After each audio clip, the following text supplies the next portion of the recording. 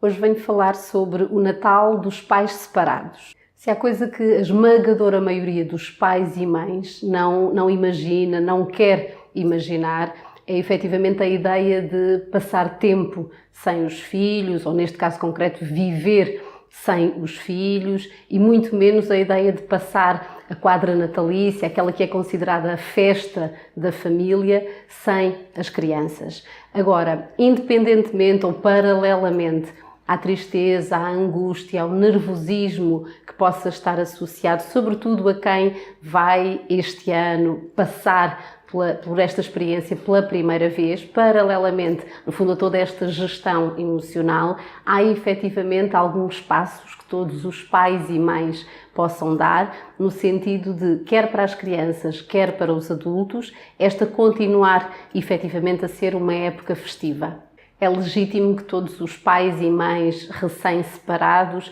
se coloquem questões como: e agora? Como é que eu vou conseguir viver o espírito de Natal nestas circunstâncias? Como é que eu vou conseguir incentivar os meus filhos a viver a quadra natalícia com alegria, com todo o seu esplendor? E até que ponto é que os meus filhos me vão culpar, por exemplo, por lhes ter estragado o Natal, por lhes ter estragado as memórias associadas ao Natal? Todas estas dúvidas são legítimas e para todas elas há respostas. A primeira coisa que eu gostava de dizer a todos os pais e mães é um clichê, mas é uma verdade universal, ou seja, as crianças estão bem quando os pais e mães estão bem. Aquilo que eu quero dizer é que quanto maior for a capacidade dos adultos de transmitirem segurança às suas crianças, maior é a probabilidade de elas se sentirem efetivamente tranquilas e esperançosas, no fundo, em relação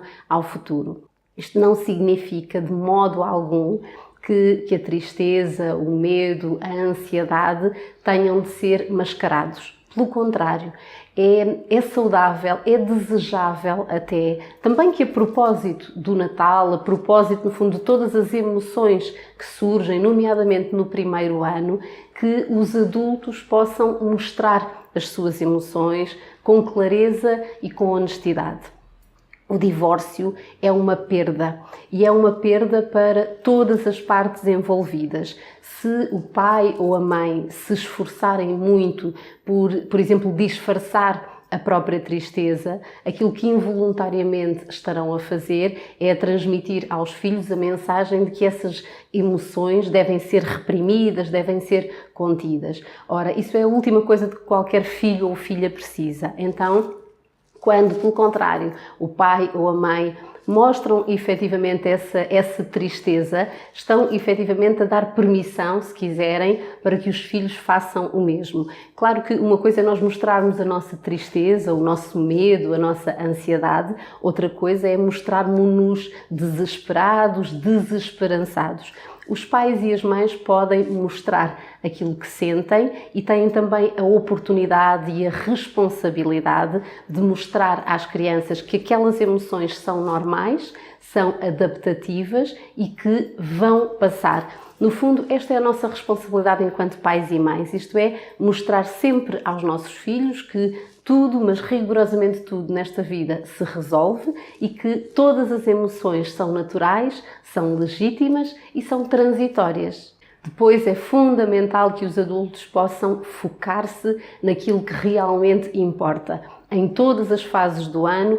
mas em particular na quadra de Natal. É muito fácil, quer na sequência de um processo de separação, quer sobretudo a propósito, no fundo, de toda a vulnerabilidade que está associada a quem vai viver esta quadra pela primeira vez nestas circunstâncias, dizia eu que é muito fácil que as emoções estejam à flor da pele, é muito fácil que, no fundo, os adultos permitam que as emoções tomem conta de si e que, no fundo, por qualquer coisinha, entrem de facto em braços de ferro, em conflitos absolutamente desnecessários. Quando os adultos escolhem focar-se no essencial, é mais provável que, no fundo, abdiquem desses braços de ferro e, no fundo, poupem as crianças a conflitos que possam, efetivamente, comprometer, no fundo, a alegria do Natal e a paz de que qualquer filho ou filha precisa. Os pais e mães têm ainda a oportunidade de, apesar da separação, manterem aqui algumas tradições que permitam que as crianças continuem a viver o Natal em pleno. É óbvio que não vai poder ficar exatamente tudo na mesma, mas qualquer que seja a distribuição, no fundo, que o pai e a mãe façam, é de certeza absoluta possível manter alguns hábitos, alguns rituais, algumas tradições. Em alguns casos, aquilo que acontece é que as crianças ficam, por exemplo, o 24 e o 25 com um dos progenitores e no ano seguinte ficarão com o outro. Mas, de uma maneira geral, não é esta distribuição tão radical, digamos assim, que vigora. Isto é,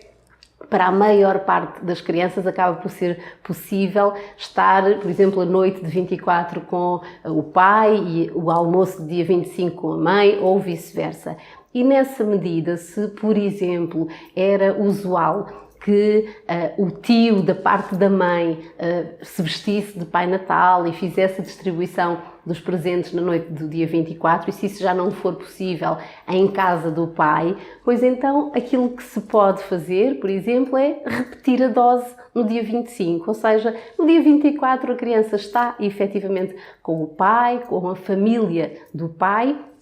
haja Pai Natal ou não haja. No dia 25, quando estiver com a mãe, pode repetir-se essa tradição e, no fundo, dar continuidade a um ritual que a criança já conhece e com o qual pode continuar a conviver. E o mesmo passar-se-á, no fundo, em relação a qualquer outra tradição que, no fundo, só terá de ser aqui adaptada às circunstâncias. Finalmente, eu creio que é importante lembrar o óbvio, ou seja, o Natal é a festa da família. É evidente que quando nós pensamos em família, pensamos sobretudo na família nuclear, nas pessoas com quem nós nos habituamos a viver, mas a nossa família é muito mais do que isso. E neste momento, ou seja, nestas circunstâncias, há de certeza absoluta pessoas na vida dos adultos que se mostraram importantes, isto é,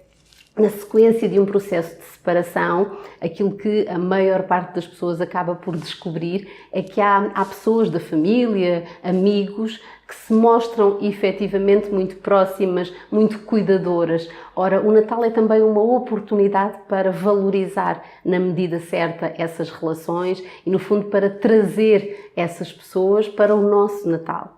Aquilo que estou a sugerir é que os próprios adultos possam fazer o que estiver ao seu alcance para cultivar este sentimento de gratidão, seja através da oferta de presentes especiais, e não estou a referir-me aqui aos presentes XPTO, a presentes especialmente caros, estou a referir-me sobretudo ao cuidado que nós podemos depositar na escolha de cada presente para mostrar às pessoas de quem gostamos e às pessoas que já mostraram que gostam de nós e que estão lá para nós, o quão importantes elas são, e fazê-lo em concreto nesta altura do Natal. Por outro lado, eu creio que é fundamental, e sobretudo a propósito da tal vulnerabilidade que está associada a esta quadra, sobretudo aqui no primeiro ano após a separação, dizia eu que é fundamental que os adultos possam planear, no fundo, estes dias, esta quadra com antecedência, e que possam escolher exatamente com quem vão querer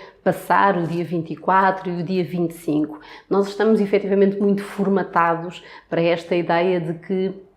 o Natal seja a festa da família e, portanto, tenhamos de estar com determinadas pessoas, e a maioria das pessoas deseja, obviamente, passar o Natal com os seus filhos. Mas na medida em que, pelo menos uma parte desta quadra não possa ser passada com as crianças, então importa que os adultos se questionem: o que é que eu posso fazer para me sentir tão em paz quanto for possível? Com quem é que eu quero estar, não podendo estar com os meus filhos? Mesmo que não seja possível estar com todos os membros da família com quem gostaria de estar, talvez possa, por exemplo, lembrar-se de uma ou outra pessoa, amiga, e a quem faça falta, por exemplo, um convite para passar pelo menos uma parte do Natal.